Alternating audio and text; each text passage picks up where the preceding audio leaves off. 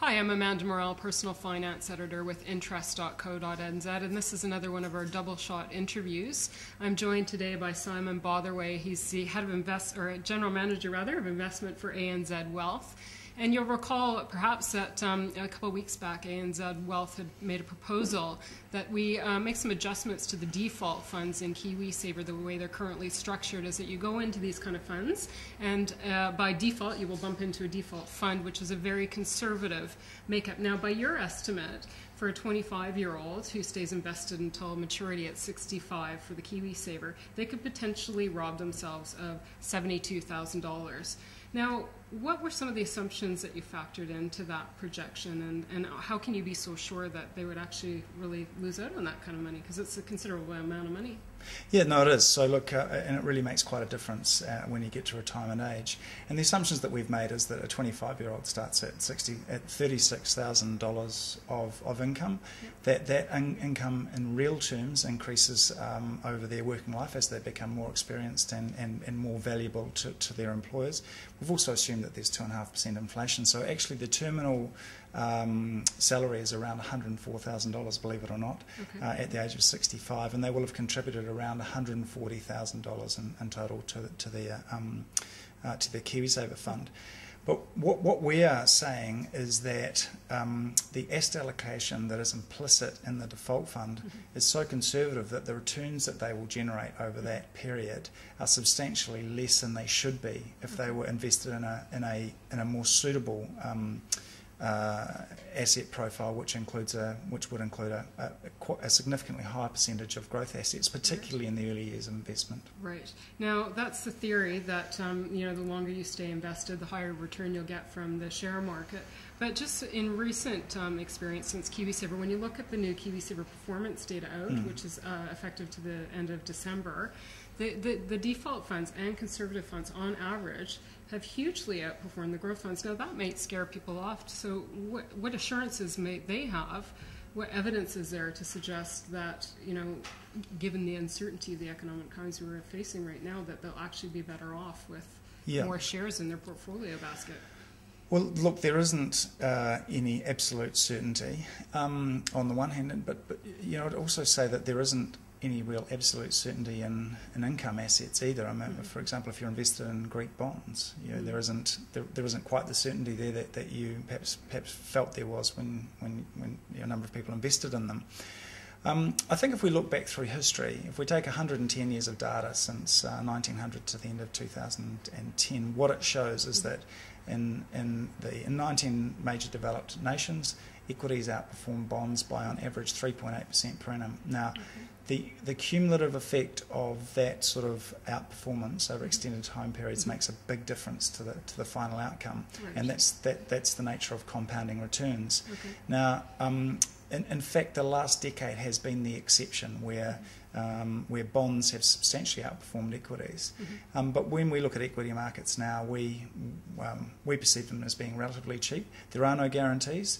There are considerable uncertainties out there. But once we get to flat economic waters or into sort of plain economic sailing, equity markets will be substantially higher. There's no doubt about it. Okay. So what about a 25-year-old who's looking to maybe buy a home in the next few years? Yep. Would this kind of would being in a growth fund make sense for them? No, it wouldn't. So what we're saying here is for those who make no active choice on KiwiSaver and who are intending to save for their retirement via KiwiSaver for the next 40 years, then this is the right option for them, or the most appropriate option for them. But those who are looking to save for a first home, etc., that's different, and they need to get some advice. That's. I mean, ideally everybody would get advice, but that's something that they should get specific advice on. Okay, so moving up the age scale, say you take a 35-year-old, and let's be a bit gloomy and say that maybe the markets aren't going to really improve, that we're in store for more of the same for maybe the next 5-7 years. How would that change your idea of where, what kind of fund they might be in? Yeah, well, over shorter time periods, then, and as you get close to retirement, then we would be suggesting that a more conservative option is appropriate. And in fact, in our lifetimes option, we switch from a growth fund to a conservative fund over every decade. We switch them down to a slightly more conservative profile. So, look, I think that we would be advocating a more conservative profile to start with, but you've still got 30 years of savings there, of time to save for your retirement, and it would still be our view that a conservative fund is still not appropriate.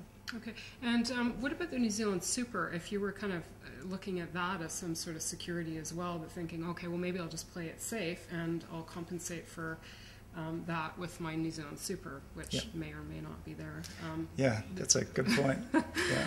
Well, because the affordability issues with respect to universal super entitlement are they're front and centre in terms of thinking internationally, and we've seen a number of nations have either raised the age of retirement or changed the nature of the entitlements at retirement, and New Zealand can't be exempt from that. We've got the same problem with an increasing number of retirees, a deteriorating dependency ratio, that is fewer workers per retired person.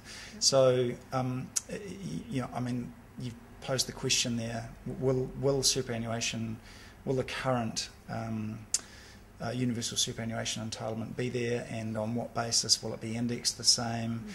Will it be means tested? They're all questions that are yet to be answered. And I suppose what we're saying is that your KiwiSaver scheme is the one that is actually your own.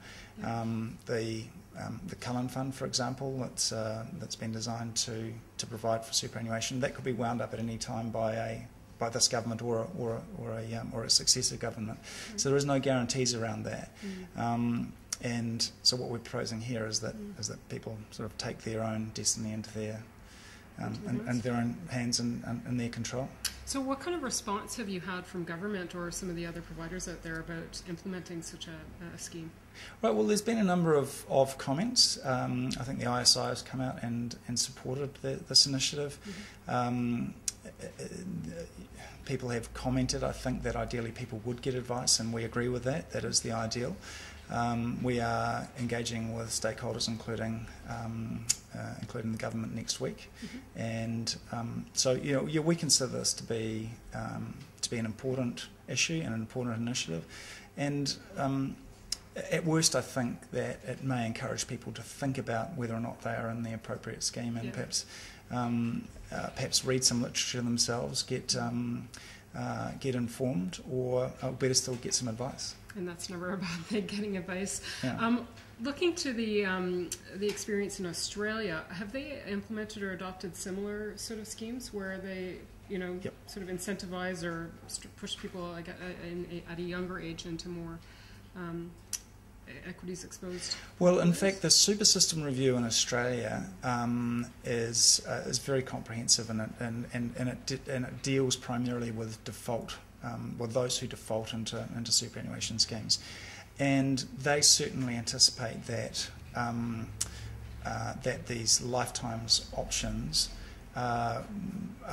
will make up a certain proportion of the superannuation providers' offerings in Australia. So I think that there's certainly an endorsement there that will be the case, and there's also a real focus on financial literacy and recognition that financial literacy is perhaps low, and that those who don't avail themselves of advice or aren't educated should not be disadvantaged in terms of the final outcome of their savings life, or their retirement savings life. So their initiatives are very much sort of in tune with what we're saying. Interesting. Now, what about the possibility? I know there's one default provider out there who apparently phones all of the default enrolled members and initiate sort of a risk profile with them to review their own situation and potentially shift them along. What's to stop you from doing that right now if you're so concerned about the people in your default funds? Yeah, look, I'm not exactly sure what they do or how they go about that, but clearly, the Financial Advisors Act requires that personalised financial advice be provided by an AFA, and that requires a reasonably detailed understanding of the individual circumstances. So I'm not sure whether they're providing that by way of perhaps class advice or whether it does get down to personalised financial advice. I'm not sure how they are There's in fact a few doing grey areas there, isn't there? Yeah, well, I mean, it's something that we are very conscious of in terms of being at all times compliant from a regulatory perspective. Okay, well, there's lots happening in New Zealand, reasons to be happy about and optimistic about the New Zealand equities market, and then we've got some major sales coming up in the this year and next year. What happens, or what are the implications for default fund investors with the SOE sales coming up? Yeah, that's a really good question. So currently, if you're in a default conservative fund, you will have about 80% of your funds will be invested in cash or fixed interest. So only 20% of those will be invested in growth assets such as shares. Right. Of that, probably a maximum of 40% would be invested in New Zealand shares. So that's sort of 8%. Now, if you think about what the SOEs that are subject to the mixed ownership model, if you think about how much of the New Zealand share market they will make up eventually, we're sort of thinking that it'll be between 12 and 15%. So even at 15%, 15% of 8% means that you have about 1% of your money invested in those SOEs, which have got great long-term, inflation protected cash flows and depending on pricing, probably attractively priced. So if you're a 25-year-old and you only 1% of your money is going to be invested in those SOEs, I think you'd probably feel at the time you turn 65 that you might have been a little bit shortchanged in terms of your investment profile over that time. Okay, well, so all the more reason to kind of get yourself educated about what fund you're in, find out whether it's appropriate for you, and learn more about your provider and the providers out there on the market. Is there any other advice you would have for... No, I don't give advice. Yes, well, neither do I, apparently. I will remind you of that rule right off the bat. Just information. Get advice. So thank you very much, Simon Botherway. He's the General Manager of Investment for ANZ Wealth. I'm Amanda Morrall, Personal Finance Editor with Interest.co.nz, and this has been another one of our Double Shot interviews.